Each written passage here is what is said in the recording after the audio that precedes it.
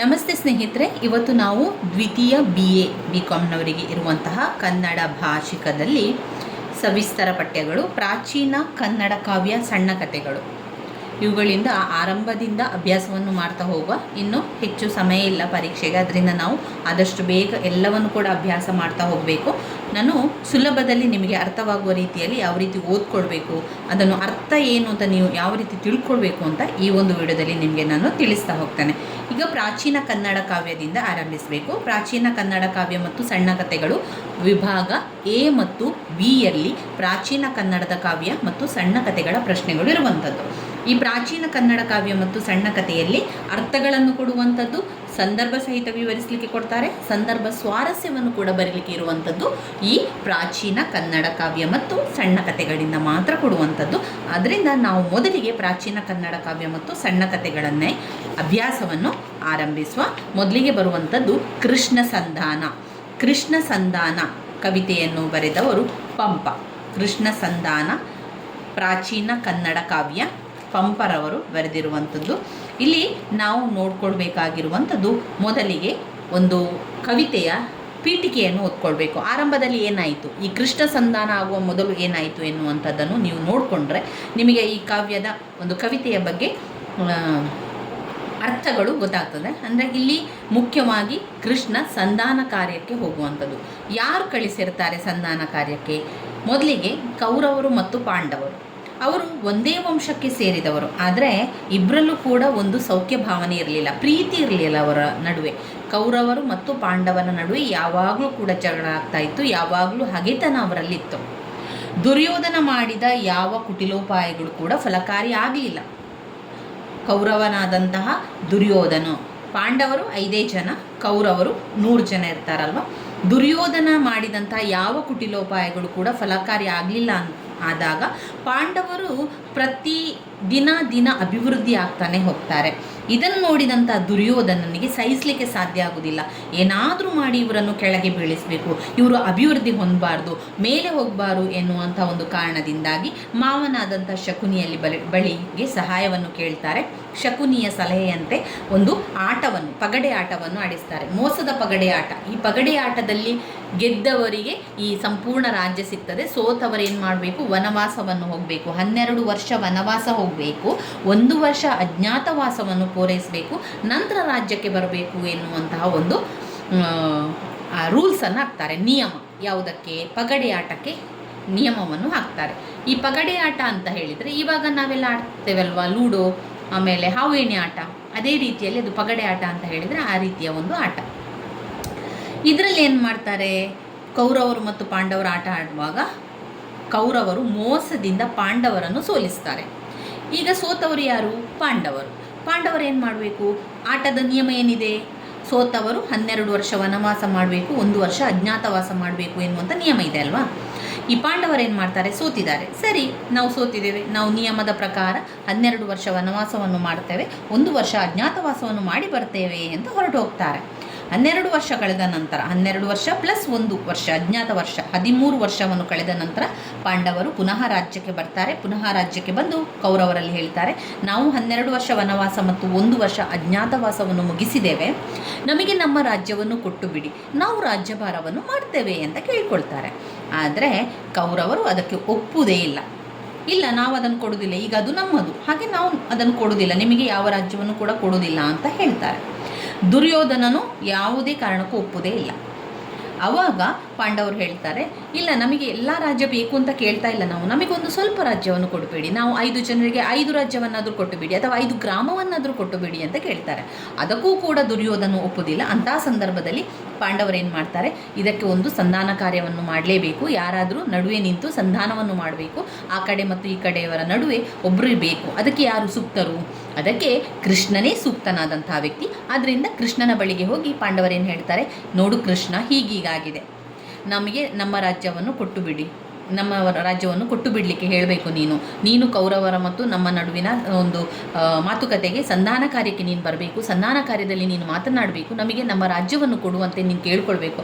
ಒಂದು ವೇಳೆ ನಮಗೆ ರಾಜ್ಯ ಸಿಗಲಿಲ್ಲ ಅಂತಾದರೆ 5 ಗ್ರಾಮವನ್ನಾದರೂ ನಮಗೆ ಕೊಡಲಿ, ನಾವು ಭಾರವನ್ನು ಮಾಡ್ತೇವೆ ಅಂತ ಪಾಂಡವರು ಕೃಷ್ಣನಲ್ಲಿ ಹೇಳ್ತಾರೆ.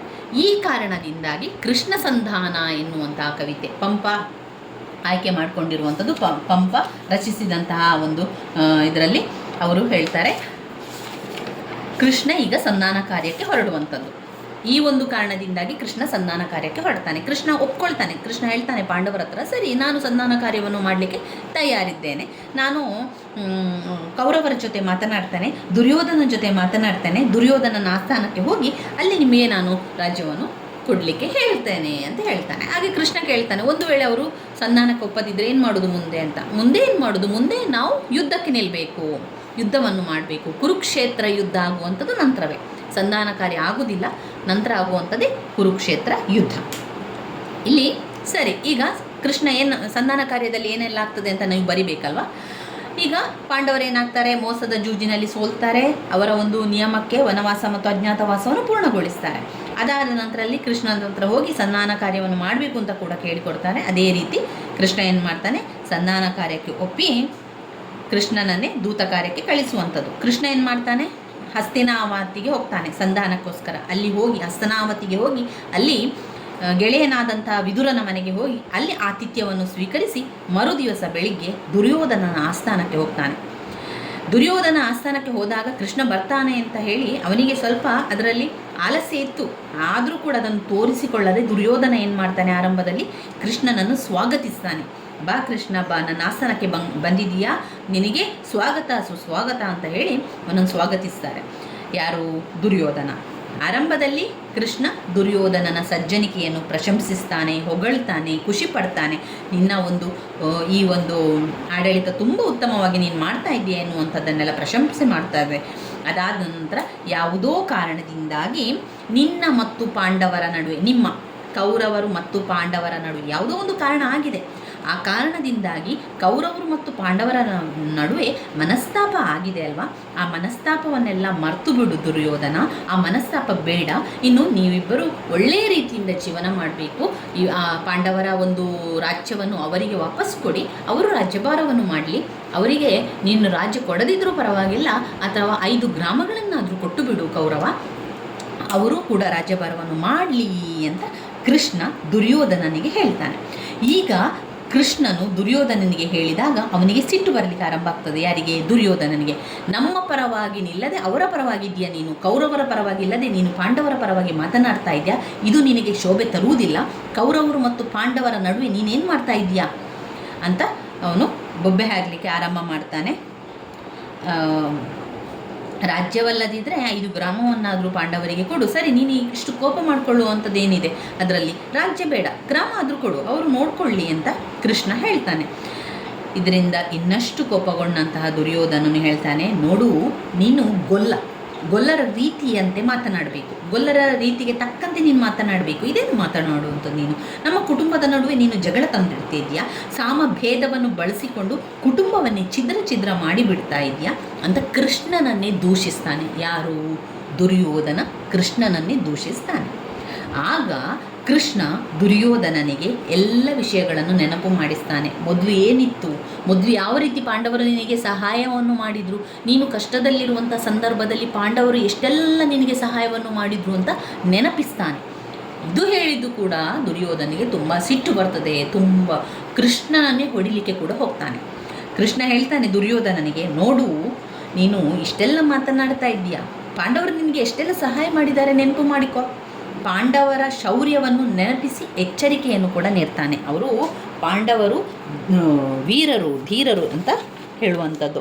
ಇಲ್ಲಿ ಒಮ್ಮೆ ಅವನು ಹೇಳ್ತಾನೆ ದುರ್ಯೋಧನ ಹತ್ರ, ಯಾರು, ಕೃಷ್ಣ, ನೋಡು ಗಂಧರ್ವರ ಕೈಯಿಂದ ನಿನ್ನನ್ನು ಬಿಡಿಸಿದವರು ಯಾರು ನೆನಪಿಲ್ವಾ ನಿನಗೆ, ಪಾಂಡವರಾದಂಥ ಅರ್ಜುನ ಎಷ್ಟು ಶಕ್ತಿಶಾಲಿ, ಶಿವನನ್ನೇ ಸೋಲಿಸಿದವನು ಎಂದು ಅರ್ಜುನನ ಗುಣಗಳನ್ನು ಹೊಗಳುತ್ತಾನೆ ಕೃಷ್ಣ. ಇದರಿಂದ ದುರ್ಯೋಧನನಿಗೆ ಮತ್ತಷ್ಟು ಕೋಪ ಹೆಚ್ಚಾಗ್ತಾನೆ ಹೋಗ್ತದೆ. ಆದರೂ ಕೂಡ ಕೃಷ್ಣ ಬಿಡದೆ ಭೀಮಸೇನ ಮುಂತಾದವರ ಕ್ರೋಧವನ್ನು, ಗೋಗ್ರಹಣದ ಸಂದರ್ಭವನ್ನು ಮತ್ತೆ ನೆನಪಿಸಿ ಸಂಧಿ ಮಾಡಿಕೊಳ್ಳು ಅಂತ ಹೇಳ್ತಾನೆ. ನೋಡು, ಹಿಂದಿನ ಒಂದು ಆದ ಘಟನೆಯೆಲ್ಲ ನೀನು ನೆನಪಿಸಿಕೋ, ಇದೆಲ್ಲ ನಿನಗೆ ಪ್ರಯೋಜನ ಆಗಿರುವಂಥದ್ದು. ಪಾಂಡವರು ನಿನಗೆ ತುಂಬಾ ವಿಷಯದಲ್ಲಿ ನಿನಗೆ ಸಹಾಯವನ್ನು ಮಾಡಿದ್ದಾರೆ, ಅದನ್ನೆಲ್ಲ ನೆನಪು ಮಾಡಿಕೊಂಡು ನೀನು ಸಂಧಿ ಕಾರ್ಯವನ್ನು ಮಾಡಲಿಕ್ಕೆ ಒಪ್ಪಿಕೊಳ್ಬೇಕು. ಇದರಿಂದ ಇನ್ನಷ್ಟು ಕೆರಳಿದಂಥ ದುರ್ಯೋಧನನು ಕೃಷ್ಣನನ್ನೇ ಹೊಡಿಲಿಕ್ಕೆ ಬರ್ತಾನೆ, ತನ್ನ ಶಕ್ತಿ ಪ್ರಯೋಗವನ್ನು ಮಾಡಲು ಮುಂದಾಗ್ತಾನೆ. ಅಲ್ಲಿಯವರೆಗೆ ತಾಳ್ಮೆಯಿಂದ ಕೇಳ್ತಾ ಇದ್ದಂಥ ವಿದುರನು ಕೂಡ ಏನು ಮಾಡ್ತಾನೆ, ಹೊಡಿಲಿಕ್ಕೆ ಬರ್ತಾ ಇದ್ದಾನೆ ಅಂತ ತಕ್ಷಣ ದುರ್ಯೋಧನನ ರಕ್ಷಣೆಗೆ ಎಂದು ಅಲ್ಲಿ ಇಟ್ಟಿದ್ದಂತಹ ಬಿಲ್ಲನ್ನು ಸಭೆಯಲ್ಲಿ ಮುರಿದು ಹಾಕ್ತಾನೆ. ಯಾರು? ವಿದುರ. ಆ ತಕ್ಷಣ ಏನಾಗ್ತದೆ ಅಂತ ಹೇಳಿದರೆ, ಕೃಷ್ಣ ಅಲ್ಲಿಯೇ ರೌದ್ರಾವತಾರವನ್ನು ತಾಳಿ ವಿಶ್ವರೂಪ ದರ್ಶನವನ್ನು ಕೊಡ್ತಾನೆ. ವಿಷ್ಣುವಿನ ಅವತಾರದಲ್ಲಿ ವಿಶ್ವರೂಪ ದರ್ಶನವನ್ನೇ ಕೊಡ್ತಾನೆ. ಆಗ ಸಭೆಯಲ್ಲಿದ್ದವರಿಗೆಲ್ಲ ಒಂದು ರೀತಿಯ ಮಂಕು ಆವರಿಸಿರ್ತದೆ. ಸಭೆಯಲ್ಲಿದ್ದವರೆಲ್ಲ ವೈಷ್ಣವ ಮಾಯೆಯಲ್ಲಿ ಮುಳುಗುವಂತೆ ಕೃಷ್ಣ ಮಾಡಿರ್ತಾನೆ. ಯಾರಿಗೂ ಕೂಡ ಗೊತ್ತಾಗೋದಿಲ್ಲ. ಎಲ್ಲರೂ ಕೂಡ ಒಂದು ರೀತಿಯ ಮುಸುಕು ಆವರಿಸಿದಂತೆ ಇರ್ತಾರೆ. ಕೃಷ್ಣ ರೌದ್ರಾವತಾರವನ್ನು ತೋರಿ ವಿಶ್ವರೂಪ ದರ್ಶನ, ವಿಷ್ಣುವಿನ ಅವತಾರವನ್ನು ತೋರಿಸೇ ಬಿಡ್ತಾನೆ. ಕೃಷ್ಣ ತನ್ನನ್ನು ಸ್ತುತಿಸಿದ ಧೃತರಾಷ್ಟ್ರನಿಗೆ ದಿವ್ಯ ದೃಷ್ಟಿಯನ್ನು ಪಾಲಿಸಿ, ದಿವ್ಯ ದೃಷ್ಟಿ ಅಂದರೆ ಅವನಿಗೆ ಕಣ್ಣು ಕಾಣ್ತಾ ಇರಲಿಲ್ಲ, ಅವನಿಗೆ ಒಳ ಕಣ್ಣು ಕಾಣುವಂತೆ ಒಂದು ಆಶೀರ್ವಾದ ಮಾಡ್ತಾನೆ ವಿದುರನ ಮನೆಗೆ. ಹಾಗೆ ಮಾಡಿ ಪುನಃ ಕೃಷ್ಣ ವಿದುರನ ಮನೆಗೆ ಹೋಗುವಂಥದ್ದು. ಇವಿಷ್ಟು ಸಂಧಾನ ಕಾರ್ಯದಲ್ಲಿ ಆಗುವಂಥ ವಿಚಾರ.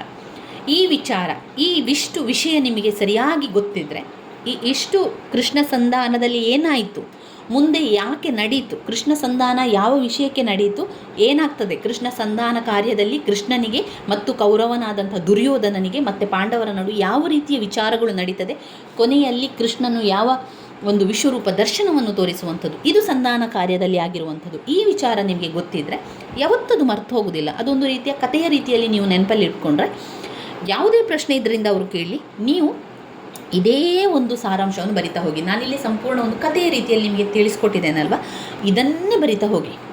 ನೀವು ಕಿವಿಯಾರೆ ಏನೆಲ್ಲ ಕೇಳಿದ್ದೀರಾ ಒಂದು ಕಥೆಯ ಬಗ್ಗೆ, ಅದನ್ನೇ ಬರಿತಾ ಹೋಗುವಂಥದ್ದು. ಇನ್ನಷ್ಟು ವಿಚಾರಗಳನ್ನು ಸೇರಿಸಿ ನಿಮಗೆ ಕೃಷ್ಣ ಸಂಧಾನ, ಕೌರವರು ಮತ್ತು ಪಾಂಡವರ ನಡುವೆ ಆದಂತಹ ವಿಚಾರಗಳಿರ್ಬೋದು, ಇದನ್ನೆಲ್ಲ ನೀವು ಕಥೆಯಾಗಿ ಕೇಳಿರ್ತೀರ ಮೊದಲೆಲ್ಲ, ಅದನ್ನೆಲ್ಲ ಕೂಡ ಸೇರಿಸ್ತಾ ಬರೀರಿ. ನಂತರ ಆಗುವಂಥದ್ದೇ ಕುರುಕ್ಷೇತ್ರ ಯುದ್ಧ. ಇದಾದ ನಂತರ ನಡೆಯುವಂಥದ್ದೇ ಕುರುಕ್ಷೇತ್ರ ಯುದ್ಧ ಆಗಿರ್ತದೆ. ನಂತರದ ಕವಿತೆಗಳಲ್ಲಿ ಈ ಒಂದು ಕುರುಕ್ಷೇತ್ರ ಯುದ್ಧದ ಸಂಧಾನ ಕಾರ್ಯದ ನಂತರದ ಒಂದು ವಿಚಾರಗಳೆಲ್ಲ ನಡೀತಾ ಹೋಗುವಂಥದ್ದು. ಅದನ್ನೇ ಕವಿತೆಯಾಗಿ ಕೊಟ್ಟಿದ್ದಾರೆ ಅವರು. ನಿಮಗೆ ಸಂಪೂರ್ಣ ಕವಿತೆಯ ವಿಶ್ಲೇಷಣೆಯನ್ನು ಕೂಡ ಮಾಡಿದ್ದಾರೆ. ಗದ್ಯಾನುವಾದ ಅಂತ ಕೊಟ್ಟಿದ್ದಾರೆ ನೋಡಿ. ಇಲ್ಲಿ ಗದ್ಯಾನುವಾದ ಅಂತ ಕೊಟ್ಟು ಪದ್ಯಗಳು ಸುಮಾರಿದೆ ನೋಡಿ. ಇದನ್ನೆಲ್ಲ ಓದ್ತಾ ಹೋದರೆ ನಮಗೆ 1 ವರ್ಷ ಆದರೂ ಬೇಕು. ಗದ್ಯಾನುವಾದದಲ್ಲಿ ಕನ್ನಡದಲ್ಲಿ ಅವರು ಕೊಟ್ಟಿದ್ದಾರೆ. ಇದು ಹಳೆಗನ್ನಡದಲ್ಲಿದೆ. ಹೊಸಗನ್ನಡದಲ್ಲಿ ಏನೆಲ್ಲ ಆಗ್ತದೆ, ಯಾವ ವಿಚಾರಗಳೆಲ್ಲ ಆಗ್ತದೆ ಅನ್ನುವಂಥದ್ದು ನಮಗೆ ಸಾರಾಂಶ ಇದ್ದರೆ ಸಾಕು. ಸಾರಾಂಶ ಗೊತ್ತಿದ್ದರೆ ಎಲ್ಲ ಕೂಡ ಬರೀಲಿಕ್ಕೆ ಆಗ್ತದೆ. ಅವರು ಯಾವ ಪ್ರಶ್ನೆಯನ್ನು ಕೂಡ ಕೇಳಲಿ. ಕೃಷ್ಣ ಸಂಧಾನ ಕಾವ್ಯದಿಂದ ಯಾವ ಪ್ರಶ್ನೆ, ಪ್ರಾಚೀನ ಕನ್ನಡ ಕಾವ್ಯ ಕೃಷ್ಣ ಸಂಧಾನ ಕಾವ್ಯದಿಂದ ಯಾವುದೇ ಪ್ರಶ್ನೆಯನ್ನು ಕೇಳಿದರೂ ಕೂಡ ನಿಮಗೆ ಅದೇ ಉತ್ತರವನ್ನು ಬರಿತಾ ಹೋಗಬೇಕು. ಇಲ್ಲಿ ಬಂದಿರುವಂತಹ ಕಠಿಣ ಪದಗಳ ಅರ್ಥ ನೋಡಿ. ಕೆಲವೊಂದು ಮುಖ್ಯವಾಗಿರುವಂಥದ್ದು ತುರಂಗ ಬಂದಿದೆ. ತುರಂಗ ಅಂದರೆ ಕುದುರೆ, ಸೈಪು ಅಂದರೆ ಪುಣ್ಯ, ನನ್ನಿ ಅಂದರೆ ಸತ್ಯ, ಜಲದಿ ಅಂದರೆ ಸಮುದ್ರ, ಬೇಳ್ಪು ಅಂದರೆ ಬೇಡು, ಪಥ ಅಂದರೆ ದಾರಿ. ಇದೆಲ್ಲ ಕೂಡ ನಾನಿಲ್ಲಿ ಅಂಡರ್ಲೈನ್ ಮಾಡಿದ್ದೇನೆ ನೋಡಿ. ಇದೆಲ್ಲ ರಿಪೀಟಾಗಿ ಕೇಳಿರುವಂತಹ ಅರ್ಥಗಳು.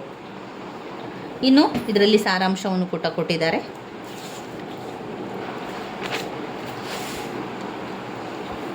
ಪ್ರಶ್ನೆಗಳಿದೆ, ಬೇರೆ ಬೇರೆ ಪ್ರಶ್ನೆಗಳಿದೆ ನೋಡಿ. ಈ ಪ್ರಶ್ನೆಗಳನ್ನೇ ಅವರಲ್ಲಿ ಕೊಡುವಂಥದ್ದು.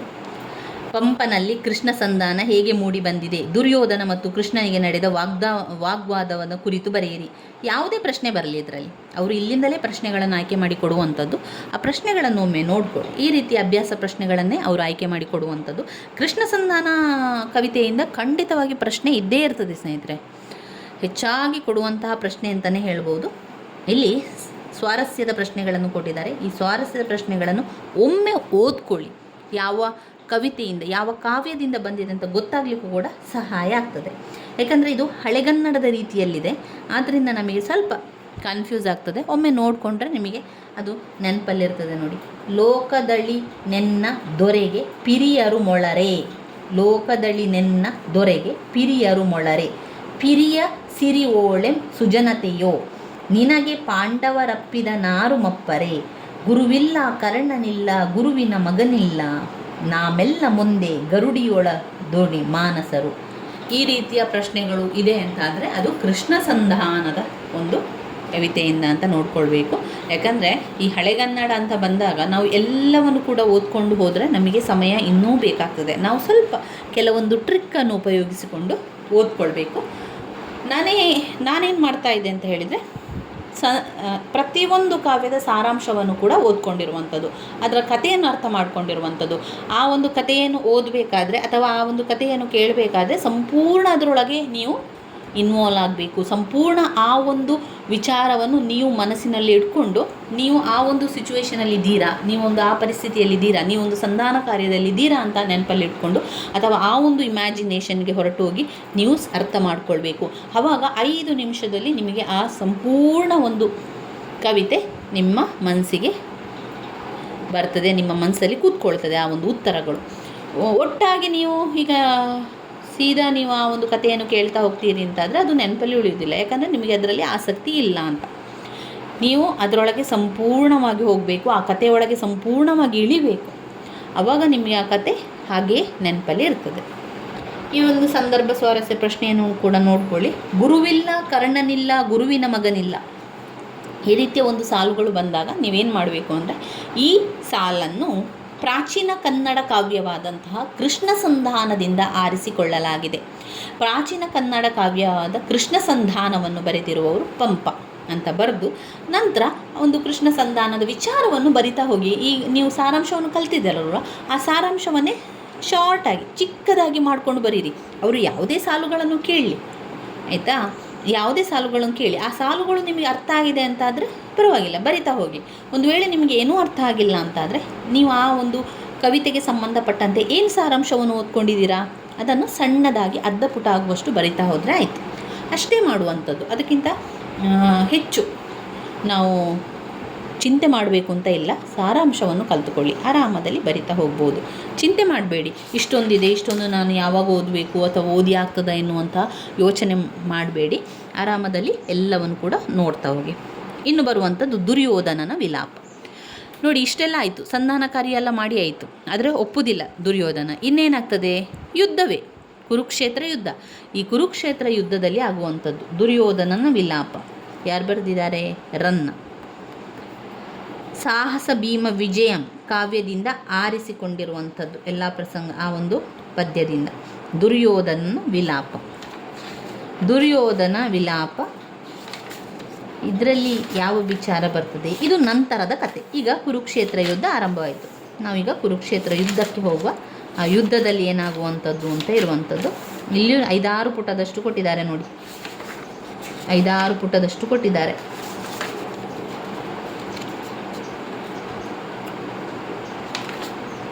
ಇಲ್ಲಿ ಒಮ್ಮೆ ಕಠಿಣ ಪದಗಳ ಅರ್ಥವನ್ನು ಹೇಳ್ತಾ ಹೋಗ್ತೇನೆ. ದುರ್ಯೋಧನನ ವಿಲಾಪದಲ್ಲಿ ಇಲ್ಲಿ ಅಡಗು ಅಂದರೆ ಮಾಂಸ, ಕೂರ್ಮೆ ಅಂದರೆ ಪ್ರೀತಿ, ಸೂರ್ ಅಂದರೆ ಸರದಿ, ಅಲಂಪು ಅಂದರೆ ಪ್ರೀತಿ. ಈ ರೀತಿಯಾಗಿ ಬರ್ತದೆ ನೋಡಿ. ಈಗ ಕುರುಕ್ಷೇತ್ರ ಯುದ್ಧ ಆರಂಭವಾಯಿತು. ಇಲ್ಲಿ ಯುದ್ಧ ಆರಂಭ ಆದ ತಕ್ಷಣ ಏನಾಗ್ತದೆ? ಸಾವು ನೋವುಗಳು ಸಂಭವಿಸ್ತದೆ, ರಕ್ತಪಾತ ಆಗ್ತದೆ. ಎಲ್ಲರೂ ನಮ್ಮ ಹತ್ತಿರದವರೆಲ್ಲ ಯುದ್ಧದಲ್ಲಿ ಮಡಿತಾರೆ. ಹತ್ತಿರದವರು, ಪ್ರೀತಿ ಪಾತ್ರರವರು, ಮಕ್ಕಳು, ಮರಿಗಳು, ಈ ರೀತಿಯಾಗಿ ಯುದ್ಧದಲ್ಲಿ ಅನೇಕ ಸಾವು ನೋವುಗಳೇ ಉಂಟಾಗುವಂಥದ್ದು. ಇಲ್ಲಿ ದುರ್ಯೋಧನನಿಗೆ ಆಗಿರುವಂಥದ್ದು ಅದುವೇ. ಕುರುಕ್ಷೇತ್ರ ಯುದ್ಧ ಆರಂಭವಾಗ್ತದೆ. ಆ ಯುದ್ಧದ ರಣರಂಗದಲ್ಲಿ ದುರ್ಯೋಧನ ಹೋಗ್ತಾ ಇರುವಂಥ ಸಂದರ್ಭದಲ್ಲಿ ಅವನಿಗೆ ಅವನ ಹತ್ತಿರದವರೆಲ್ಲ ಅಲ್ಲಿ ಮರಣ ಹೊಂದಿರುವಂಥದ್ದು, ಹತ್ತಿರದಲ್ಲಿ ಯುದ್ಧದಲ್ಲಿ ಮಡಿದಿರುವವರನ್ನು ನೋಡಿ ಅವನು ಕೊರಗುವಂಥದ್ದು, ದುಃಖ ಪಡುವಂಥದ್ದು. ಅದರ ಜೊತೆಗೆ ಪಾಂಡವರ ಮೇಲೆ ಇನ್ನಷ್ಟು ದ್ವೇಷ, ಕೋಪ ಉಕ್ಕಿ ಹರಿಯುವಂಥದ್ದನ್ನು ಕೂಡ ನಾವು ದುರ್ಯೋಧನನ ವಿಲಾಪದಲ್ಲಿ ಕಾಣ್ಬೋದು. ಕುರುಕ್ಷೇತ್ರ ಯುದ್ಧದ ರಣರಂಗದಲ್ಲಿ ದುರ್ಯೋಧನನು ಯಾವ ರೀತಿ ವಿಲಾಪವನ್ನು ಪಡುವಂಥದ್ದು, ಯಾವ ರೀತಿ ಮರುಕ ಪಡುವಂಥದ್ದು, ಯಾವ ರೀತಿ ದುಃಖಿಸ್ತಾನೆ ಎನ್ನುವಂತಹ ವಿಚಾರ ಇರುವಂಥದ್ದೇ ದುರ್ಯೋಧನನ ವಿಲಾಪದಲ್ಲಿ. ಏನೆಲ್ಲ ಆಗ್ತದೆ, ಯಾರೆಲ್ಲ ಸಿಗ್ತಾರೆ, ಯಾರ ಒಂದು ಕಳೆಬರ ಸಿಗ್ತದೆ, ಯಾರ ಒಂದು ಹೆಣ ಸಿಗ್ತದೆ ಅಲ್ಲಿ ಯುದ್ಧ ರಂಗದಲ್ಲಿ ಅಂತ ಹೇಳಿದರೆ, ದುರ್ಯೋಧನ ಸಂಜಯನೊಡನೆ ರಣರಂಗದಲ್ಲಿ ಬರ್ತಾ ಇರ್ತಾನೆ. ಆ ರಣರಂಗದಲ್ಲಿ ಯುದ್ಧ ಭೂಮಿಯಲ್ಲಿ ಬರ್ತಾ ಇರುವಂಥ ಸಂದರ್ಭದಲ್ಲಿ ಆರಂಭದಲ್ಲಿ ಸಿಗುವಂಥದ್ದು ದ್ರೋಣರನ್ನು ಕಂಡು ಅವರ ಈ ಒಂದು ಸ್ಥಿತಿಗೆ ಮರುಗಿ ಆತನ ಪಾದಗಳಿಗೆ ನಮಸ್ಕರಿಸ್ತಾನೆ. ದ್ರೋಣಾಚಾರ್ಯರು ಅವರಿಗೆ ಸಿಗ್ತಾರೆ. ದ್ರೋಣಾಚಾರ್ಯರು ಸಿಕ್ಕಿ ಅವರ ಒಂದು ಕಳೇಬರ ಅಂದರೆ ಅವರು ಅಲ್ಲಿ ಯುದ್ಧದಲ್ಲಿ ಮಾಡಿದಿರ್ತಾರೆ, ಅವರನ್ನು ನೋಡಿ ಅವರ ಒಂದು ಸ್ಥಿತಿಗೆ ಮರಗ್ತಾರೆ. ಅವರ ಒಂದು ಪಾದಗಳಿಗೆ ನಮಸ್ಕಾರವನ್ನು ಮಾಡ್ತಾನೆ ದುರ್ಯೋಧನ. ಅಲ್ಲಿಂದ ಮುಂದೆ ಹೋಗ್ತಾನೆ. ಮುಂದೆ ಹೋದ ತಕ್ಷಣ ಮೊದಲನೆಯದು ದ್ರೋಣರ ಶವ, ಅದಾದ ನಂತರ ಅಭಿಮನ್ಯುವಿನ ಶವವನ್ನು ನೋಡ್ತಾನೆ. ಎರಡನೆಯದಾಗಿ ನೀವು ಅದರಲ್ಲಿ ಲೆಕ್ಕ ಇಟ್ಕೊಳ್ಳಿ ಎಷ್ಟು ಜನರ ಒಂದು ಶವವನ್ನು ಯುದ್ಧ ಭೂಮಿಯಲ್ಲಿ ದುರ್ಯೋಧನನು ಕಾಣ್ತಾನೆ ಅಂತ. ಎರಡನೆಯದಾಗಿ ಅಭಿಮನ್ಯುವಿನ ಶವವನ್ನು ನೋಡ್ತಾನೆ. ಆತನ ಒಂದು ಪರಾಕ್ರಮ, ಅವನ ಯುದ್ಧವನ್ನು ಪ್ರಶಂಸಿಸ್ತಾನೆ, ಅಂದರೆ ಹೊಗಳ್ತಾನೆ. ನಿನ್ನ ಒಂದು ಪರಾಕ್ರಮಕ್ಕೆ ಎಷ್ಟೊಂದು ನೀನು ಪರಾಕ್ರಮಶಾಲಿ, ನಿನ್ನಂತಹ ಅವನಿಗೆ ಈ ಒಂದು ವೀರ ಮರಣ ಸಿಕ್ಕಿದೆ, ನಿನಗೆ ಸಿಕ್ಕಿದಂತಹ ಒಂದು ವೀರ ಮರಣ ನನಗೂ ಲಭಿಸಲಿ ಅಂತ ದುರ್ಯೋಧನನು ಪ್ರಾರ್ಥಿಸ್ತಾನೆ. ವೀರಮರಣ ಅಂದರೆ ಯುದ್ಧದಲ್ಲಿ ಮಾಡಿದವರೆಲ್ಲರೂ ಕೂಡ ವೀರಮರಣ ಹೊಂದಿರುವಂಥದ್ದು. ಅದರಿಂದ ಇಲ್ಲಿ ದುರ್ಯೋಧನನು ಹೇಳುವಂಥದ್ದು, ಅಭಿಮನ್ಯುವಿನ ಶವನವನ್ನು ನೋಡಿ ನೀನು ತುಂಬಾ ಪರಾಕ್ರಮಶಾಲಿ, ನಿನಗೆ ವೀರಮರಣ ಬಂದಿದೆ, ನಿನ್ನಂತಹ ವೀರಮರಣ ನನಗೂ ಕೂಡ ಬರಲಿ, ನನಗೂ ಕೂಡ ಲಭಿಸಲಿ ಅಂತ ಪ್ರಾರ್ಥನೆ ಮಾಡುವಂಥದ್ದು. ಚಕ್ರವ್ಯೂಹವನ್ನು ಹೊಕ್ಕು ಹೋರಾಡಿದಂತಹ ಆ ಸಿಂಹ ಸಾಹಸವನ್ನು ಮೆಚ್ಚಿ ಕೈ ಮುಗಿದು ಮುಂದೆ ಬರ್ತಾನೆ. ಚಕ್ರವ್ಯೂಹವನ್ನು ಹೊಕ್ಕಿದ್ದು ಅಭಿಮನ್ಯು, ಆದ್ದರಿಂದ ಅವನು ಅಭಿಮನ್ಯುವನ್ನು ಹೊಗಳುವಂಥದ್ದು. ನೀನು ಚಕ್ರವ್ಯೂಹದಲ್ಲಿ ಹೊಕ್ಕು ಅಲ್ಲಿ ಹೋರಾಟ ಮಾಡಿದ್ದೀಯಾ, ಅಲ್ಲಿ ಸಿಂಹ ಸಾಹಸವನ್ನು ಮೆರೆದಿದೆಯಾ ಅಂತ ಹೇಳಿ ಕೈ ಮುಗಿದು ಮುಂದೆ ಬರುವಾಗ ದುರ್ಯೋಧನನ ಮಗನಾದಂತಹ ಲಕ್ಷ್ಮಣ ಅವನು ಕೂಡ ಸತ್ತು ಬಿದ್ದಿರ್ತಾನೆ. ಅವನು ಕೂಡ ಯುದ್ಧದಲ್ಲಿ ಸಾವನ್ನಪ್ಪಿರ್ತಾನೆ. ಲಕ್ಷ್ಮಣನನ್ನು ನೋಡಿ ದುಃಖ ಪಡ್ತಾನೆ, ಕಣ್ಣೀರು ಹಾಕ್ತಾನೆ, ಬೊಬ್ಬೆ ಹಾಕ್ತಾನೆ. ನನಗಿಂತ ಮೊದಲೇ ಏಕೆ ಹೋದೆ, ನನ್ನನ್ನು ಬಿಟ್ಟು ಯಾಕೆ ಹೋದೆ ಅಂತ ಕಂಬನಿಗೆರಿತಾನೆ. ಮೂರನೆಯ ಶವ ಯಾರ್ದು? ದುರ್ಯೋಧನನ ಮಗನಾದಂತಹ ಲಕ್ಷ್ಮಣನ ಶವನನ್ನು ನೋಡಿ ಅವನು ಕಂಬನಿಗೆರಿತಾನೆ. ನಂತರ ಸಿಕ್ಕುವಂತಹ ಶವ, ನಾಲ್ಕನೆಯ ಶವ ದುಶ್ಯಾಸನನ ಕಳೇಬರವನ್ನು ಕಂಡು ದುರ್ಯೋಧನ ದುಃಖ ಮತ್ತಷ್ಟು ಮರಕಳಿಸ್ತದೆ, ಮತ್ತಷ್ಟು ಬೊಬ್ಬೆ ಹಾಕ್ತಾನೆ. ಆತನನ್ನು ಕೊಂದು ಬದುಕಿರುವ ಭೀಮನನ್ನು ಕೊಲ್ಲದೆ ನಾನು ಬಿಡುವುದಿಲ್ಲ. ದುಃಖ ಪಡ್ತಾನೆ, ರೋಧಿಸ್ತಾನೆ, ಕಂಬನಿಗೆರಿತಾನೆ. ಆದರೂ ಕೂಡ ಅದರಡಿಯಲ್ಲಿ ಪಾಂಡವರ ವಿರುದ್ಧ ಹೋರಾಟವನ್ನು ಮಾಡ್ತೇನೆ, ನಾನು ಅವರನ್ನು ಬಿಡುವುದೇ ಇಲ್ಲ ಎನ್ನುವಂಥ ಶಪಥವನ್ನು ಕೂಡ ಮಾಡ್ತಾನೆ. ಬದುಕಿರುವ ಭೀಮನನ್ನು ಕೊಲ್ಲದೆ ನಾನು ಬಿಡುವುದಿಲ್ಲ. ನಿನ್ನ ನೆತ್ತರನ್ನು ಹೀರಿದ ದುಶ್ಯಾಸನನ ಕಳೇಬರವನ್ನು ನೋಡಿ ದುರ್ಯೋಧನನ ಇಲ್ಲಿ ಹೇಳುವಂಥದ್ದು. ದುರ್ಯೋಧನ ಹೇಳ್ತಾನೆ, ನೋಡು ದುಶ್ಯಾಸನ, ನಿನ್ನ ನೆತ್ತರನ್ನು ಹೀರಿದಂತಹ ಭೀಮನ ನೆತ್ತರಿದೆಯಲ್ಲ, ರಕ್ತವನ್ನು ನಾನು ಕುಡಿಯದಿದ್ದರೆ ನಾನು ದುರ್ಯೋಧನನೇ ಅಲ್ಲ ಎನ್ನುವಂತಹ ಒಂದು ಶಪಥವನ್ನು ಕೂಡ ಮಾಡ್ತಾನೆ. ಹೀಗೆ ಪ್ರಾಲಾಪಿಸಿ ರಣರಂಗದಲ್ಲಿ ಮುಂದೆ ಹೋಗ್ತಾನೆ. ಮುಂದೆ ಹೋದಂಥ ಸಂದರ್ಭದಲ್ಲಿ ದುರ್ಯೋಧನ ಕಣ್ಣಿಗೆ ಕಾಣುವಂತಹ ಮತ್ತೊಂದು ಶವ, ಐದನೆಯ ಶವ, ತನ್ನ ಗೆಳೆಯ ಆಪ್ತ ಮಿತ್ರ ಪ್ರಿಯ ಮಿತ್ರನಾದಂತಹ ಕರ್ಣನ ಶವನವನ್ನು ನೋಡ್ತಾನೆ. ಮೊದಲನೆಯದು ದ್ರೋಣಾಚಾರ್ಯರ ಶವ, ಎರಡನೆಯದು ಅಭಿಮನ್ಯುವಿನ ಶವ, 3 ಮಗನಾದಂತಹ ಲಕ್ಷ್ಮಣನ ಶವ, 4 ದುಶ್ಯಾಸನನ ಶವ, 5ನೇದು ಪ್ರಿಯ ಮಿತ್ರನಾದಂತಹ ಕರ್ಣನ ಶವವನ್ನು ಕೂಡ ನೋಡ್ತಾನೆ. ಅವನನ್ನು ಕುರಿತು ಅನೇಕ ವಿಧವಾಗಿ ಕೌರವ ಹಂಬಲಿಸ್ತಾನೆ.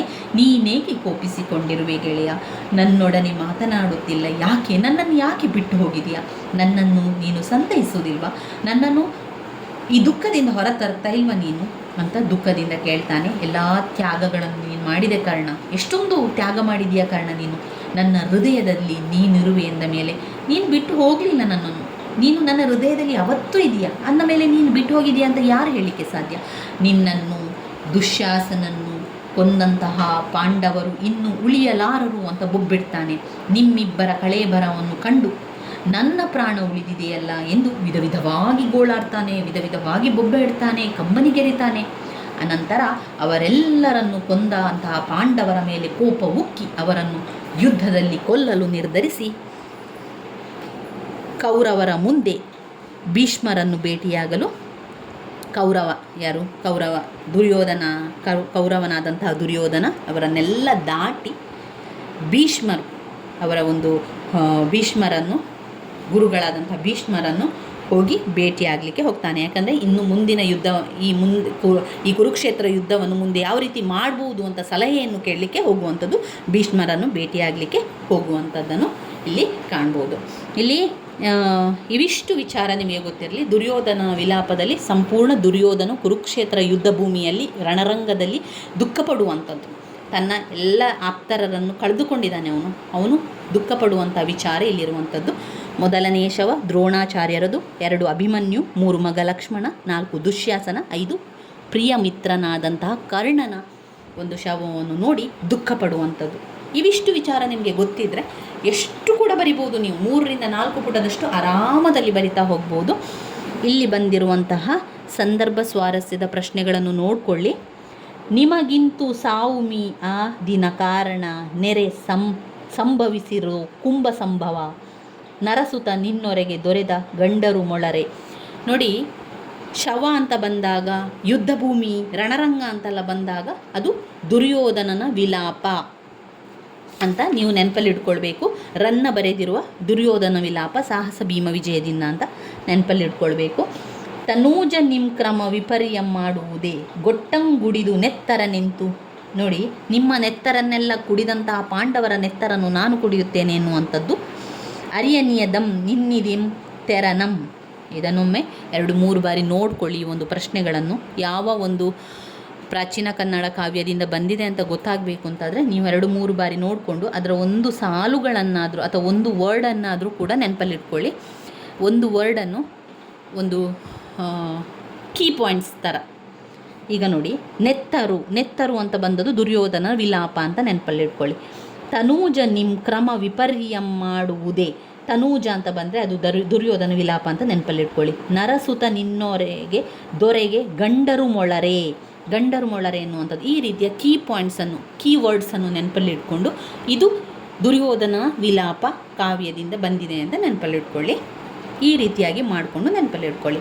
ಇವಿಷ್ಟು ಇವತ್ತಿನ ವಿಡಿಯೋಕ್ಕೆ ಸಾಕು. ಇವತ್ತು ನೀವು ಅದೆರಡು ಕವಿತೆಯನ್ನು, ಪ್ರಾಚೀನ ಕನ್ನಡ ಕಾವ್ಯವನ್ನು ಸರಿಯಾಗಿ ಕಲಿತುಕೊಳ್ಳಿ. ನಾವು ನಿಮಗೆ ಅರ್ಥವಾಗುವ ರೀತಿಯಲ್ಲಿ ಸಾರಾಂಶವನ್ನು ತಿಳಿಸಿದ್ದೇನೆ. ಕೃಷ್ಣ ಸಂಧಾನ, ಪಂಪ, ದುರ್ಯೋಧನನ ವಿಲಾಪ, ರನ್ನ. ಇದು 5 ಅಂಕಕ್ಕೆ ಹಲವು ಬಾರಿ ಕೇಳಿದ್ದಾರೆ, 10 ಅಂಕಕ್ಕೂ ಕೂಡ ಕೇಳಿದ್ದಾರೆ. ಆದ್ದರಿಂದ ವೆರಿ ವೆರಿ ಇಂಪಾರ್ಟೆಂಟ್ ಆಗಿರುವಂಥದ್ದು. ನಿಮ್ಮ ಪಾಯಿಂಟ್ಸ್ ಬುಕ್ಕಲ್ಲಿ ಕೃಷ್ಣ ಸಂಧಾನ ಅಂತ ಬರೆದು ಪಂಪ ಅಂತ ಬರೀರಿ. ನಂತರ ನೀವು ಕೇಳಿಸಿಕೊಂಡಿರುವಂಥ ಕಥೆಯನ್ನು ಅದರಲ್ಲಿ ಬರೀರಿ. ದುರ್ಯೋಧನ ವಿಲಾಪವನ್ನು ಕೂಡ ಹಾಗೆ ಬರೀರಿ ಸ್ನೇಹಿತರೆ.